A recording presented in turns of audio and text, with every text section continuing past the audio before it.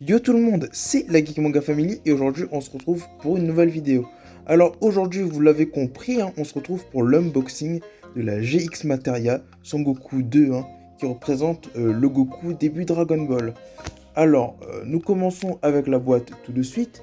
Alors nous voyons que sur la boîte nous avons la licence Dragon Ball, puis sur le côté le logo GX Materia dans le style un petit peu peinture un petit peu, regardez. Alors nous voyons le Goku en plein devant, en train de balancer son attaque. Nous avons aussi le petit Ozalo. Nous avons là sur le côté The Son Goku 2. Voilà. Sur la tranche de la boîte, nous avons le Goku qui est en train de lancer son attaque. Voilà, je le mets comme ça. Comme ça, vous voyez la tranche de la boîte. Voilà. Sur le haut, GX Materia de Son Goku 2.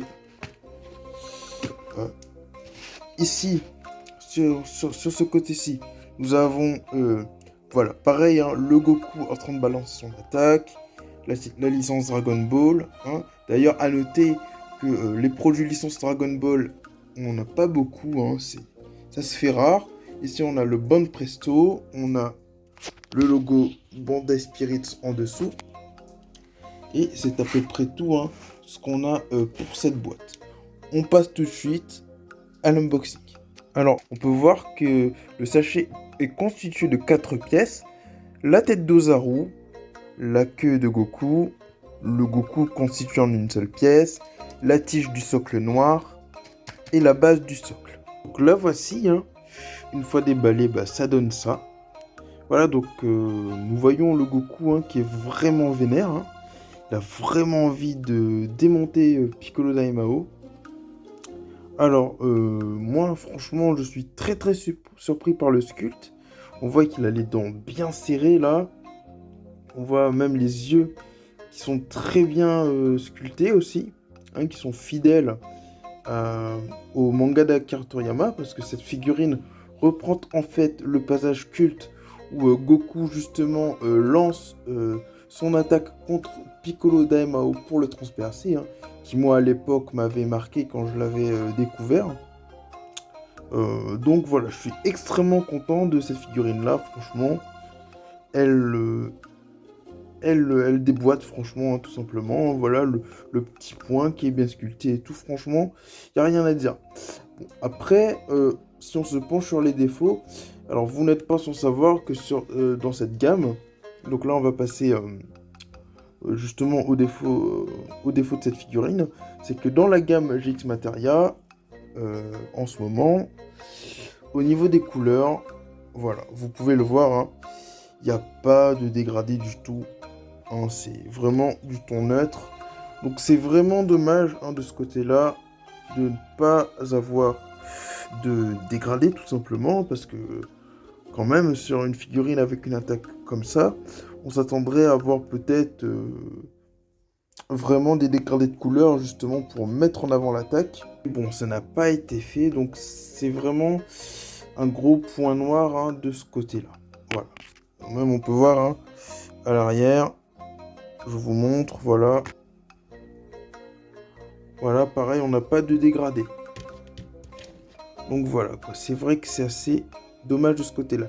Après, ce qui sauve vraiment cette figurine-là, c'est vraiment la modélisation en fait. C'est vraiment la modélisation qui est vraiment top. Franchement,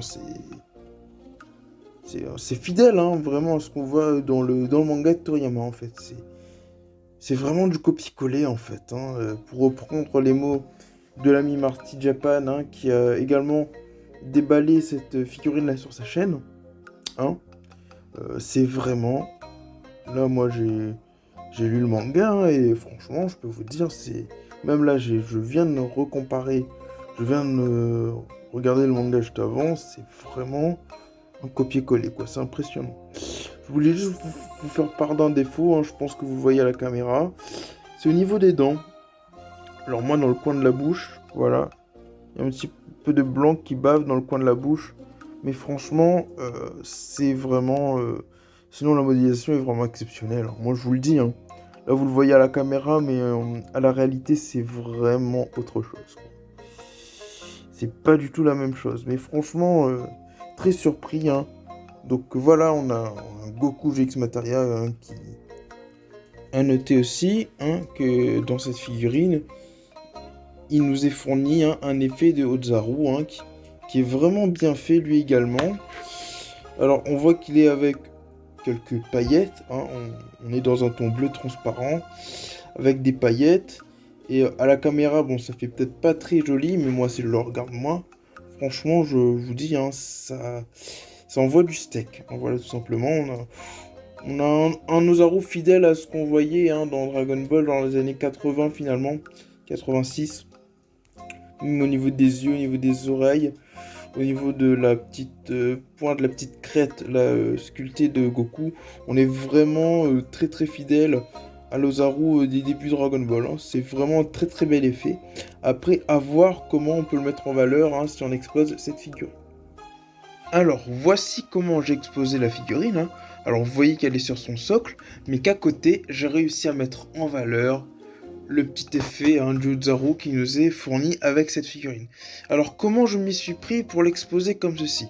Alors, j'avais déjà une tige dynamique transparente, moi, de mon côté, que j'ai collé avec un peu de pâte à fixe, hein. Je pense que ça se voit normalement. Donc c'est vraiment, là c'est pas un système D, c'est un système Z, hein. C'est vraiment le système de la galère, quoi, pour exposer cette figurine. Alors, tant qu'on est, voilà, je vais parler aussi d'un défaut enfin, un défaut, mais enfin, pas vraiment un défaut, mais un truc que je trouve dommage sur cette figurine-là, c'est que le système du socle est un peu mal foutu. C'est-à-dire que la figurine tient pas beaucoup sur ce socle-là. Je trouve que ce socle n'est pas très stable. Enfin, moi, c'est mon avis, hein, mais je trouve vraiment que ce socle n'est pas très stable. Tant qu'on y est, parlons aussi de l'effet du Ozaru. Moi, je trouve très réussi. Cependant, je pense qu'il aurait été bien que Bandai nous fournisse une tige, un mini socle, voilà, pour l'exposer tranquillement derrière le Goku. Parce que là, regardez, j'ai été obligé de faire le système D, comme je vous le disais tout à l'heure. Et bien que je suis assez fier d'avoir réussi à l'exposer, je trouve qu'il est néanmoins dommage, hein, qu'on soit obligé de le faire nous-mêmes. Alors voilà, donc Bandai, ça a été très bien de nous fournir cet effet.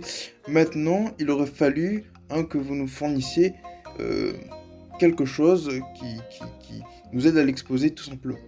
Mais sinon voilà, hein, là vous voyez la scène, là comme ça déchire. Là je pense que la figurine parle d'elle-même, hein, c'est franchement... là voilà, Goku qui balance son Kamehameha qui se projette pour transpercer le corps de Piccolo Daimao. Là, franchement, c'est vraiment... au final, cette figurine a quelques défauts, mais en dépit de tous les défauts qu'elle a, franchement, je trouve qu'elle fait vraiment le taf, quoi. C'est-à-dire que la mise en scène, plus le sculpte, hein, qui est de Varrock, hein, j'ai oublié de le préciser tout à l'heure, mais c'est Varrock qui a sculpté ce petit bijou. Et franchement...